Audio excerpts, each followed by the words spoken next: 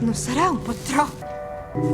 After work, the nurse changed into her purple battle dress and once again managed to reel in another big catch at the bar. After a night together, the bearded man was completely drained and still hadn't woken up by morning. Lisa stood up with satisfaction and looked out the window at the magnificent view of Spain's capital. At that moment, she thought, this was the kind of place people should live in. When she got home and had just taken off her shoes, her husband, who had returned earlier than expected, startled her. He questioned her. "Didn't you say you weren't on night duty yesterday? Why are you only coming back in the morning?" Lisa, without changing her expression, made up an excuse. Her best friend had broken up and she had to drink and talk with her all night. She even went a step further, blaming her husband for not being considerate. She worked herself to death at the hospital caring for patients, only to be doubted at home. How could she live like that? Her husband had no choice but to apologize and beg for forgiveness. The next day, Lisa clocked out at the hospital and immediately saw the bearded man. He hadn't been able to forget her and invited her to a lavish dinner, even gifting her a set of lingerie. With such an obvious hint, dinner was pointless. Lisa put on the lingerie at the hotel, took endless selfies, and then engaged in deeper exploration with the bearded man. After exhausting themselves well into the night, Lisa went home and spun another lie. A colleague had an emergency at home, and she had to cover a shift, but she forgot her phone, and her husband happened to see the messages from the bearded man. Furious, he cursed her out. Lisa's face changed instantly, and she quickly shifted the subject. Che fai? Stai spiando nel mio telefono?